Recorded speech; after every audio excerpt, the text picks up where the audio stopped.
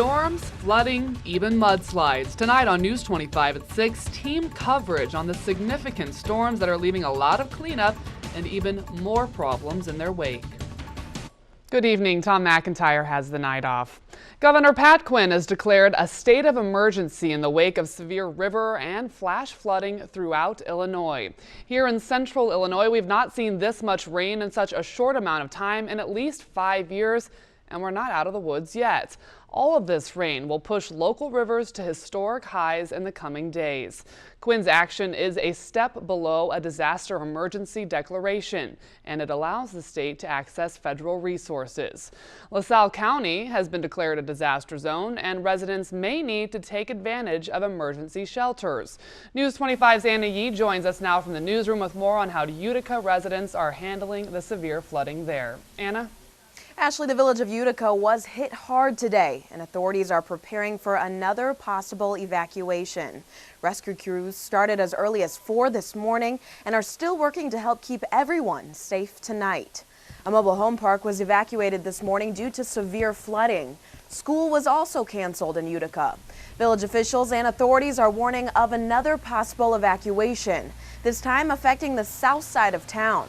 They expect river levels to rise to record-breaking levels by tomorrow night. This water will rise rapidly. They have time to prepare themselves, but they need to, when they're requested to leave, they need to leave. If an evacuation is called, Utica authorities will assist in efforts and advise getting help from the local Red Cross if needed. The school superintendent says any closings will be announced tomorrow morning. Live in the newsroom, I'm Anna Yee. Back to you. Thanks, Anna. In Roanoke, authorities say the flooded Panther Creek not only forced residents out of their homes, it damaged municipal buildings and equipment as well. Roanoke is one of the 4 areas hardest hit by the storms. News 25's Denise Jackson has more on how they're dealing with the aftermath and flash flooding. This is really was a devastating blow, but it's something that we can recover from. We're just going to need a lot of help. From the looks of conditions, it's pretty clear that cleanup could take a while. Panther Creek flooding forced about a dozen Roanoke residents out of this apartment building Wednesday evening and into a temporary shelter overnight. Parts of Main Street and other roads near the apartment building were closed due to flooding. Ambulance crews helping with evacuations returned to find nearly 2 inches of mud and water inside the building. We're still in the process of figuring out whether or not we're going to run out of this ambulance or this shed, or we're going to move to an alternate location now. Panther Creek runs through the village of Roanoke behind several homes, and as you can see, part of the foundation at this house has come apart. The resident, Lloyd and Lorraine DiGiovanni, and their daughter were among those evacuated and taken to a shelter. This is the worst we've ever had it. And I've never seen the creek get that high and that fast.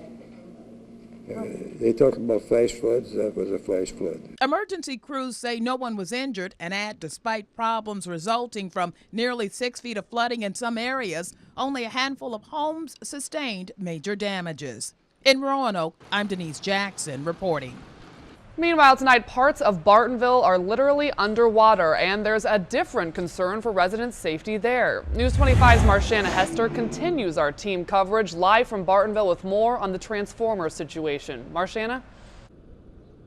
Good evening, Ashley. Ameren officials have come and gone out here in the business district here in Bartonville to check on that transformer back there, a 13,000-volt transformer that is still charged, and so officials here are really worried about people getting close to the water as the water could be charged because of that transformer. Now earlier today, IDOT was out here shutting down Route 24 through Bartonville at Adams Street. Traffic was backed up for quite a while as crews were trying to direct people through the water to get to wherever they were going. I spoke earlier with the mayor of Bartonville, Rhonda Wolf, who tells me that her main concern right now is keeping people safe. We're trying to keep them back. We don't want them in the water right now because SoCo has a transformer out there that has 13,000 volts in it, and we want them to stay out of the water. And you know, I would hate to see anybody get hurt. Mayor Wolf says, she's been here for 37 years and has seen flooding, but nothing like this before. In fact, the water has already come all the way up into the Hardee's parking lot, and it's actually filled up with water in the amount of time that we've been here. You can't even get through the drive-through, and as you've already seen here, there are cars going to be underwater here, so officials just really want to make sure that the folks here in Bartonville stay away from the water and be careful if you are out and about driving through roads. Reporting live in Bartonville, I'm Marshanna Hester. Thanks, Marshanna. London Mills residents are busy sandbagging that community tonight after being pummeled with more than 6 inches of rain last night. Officials expect the Spoon River to crest tomorrow somewhere around 26 feet. We'll have more from London Mills coming up tonight on News 25 Nightside. Meanwhile, the town of Edwards already underwater as the result of a levee breach on Kickapoo Creek. News 25's Mark Bouillon has more. Instead of cars driving through the small town of Edwards, boats can be seen navigating the mess of debris that has basically submerged this town. And while homes can be replaced, lives cannot, something one resident is very thankful for. We're blessed, I believe. Hopefully most of the people through here that we understand are blessed that they made it out. Lifelong residents of Edwards recall the floods of the 70s, 80s, and 90s, but say this one is the worst they have ever seen. When I got up this morning to come down and see what was going on, it was coming over the top.